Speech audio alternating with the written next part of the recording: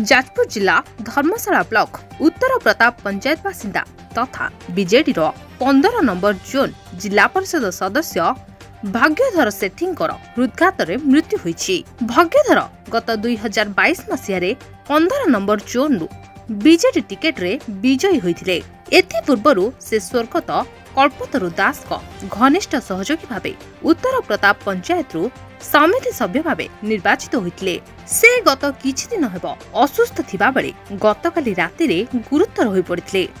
तेबे परिवार पक्षरु मेडिकल निया जाउथबा बेले बाटरे परलोक होइछि। खबर पाई धर्मशाला विधायक प्रणव बलवंत राय, जिला परिषद उपाध्यक्ष गणेश्वर बराळ एहा सह मृत्युर खबर पाई दधी बामन जीव संस्कृत महाविद्यालयर अध्यक्ष डॉक्टर कृष्णचंद्र पात्र एवं कोतपुरर युव संगठक और समाजसेवी स्वराज्य केतन जेना प्रमुख शेष दर्शन करी शोक और श्रद्धांजलि जणाइछन्ति।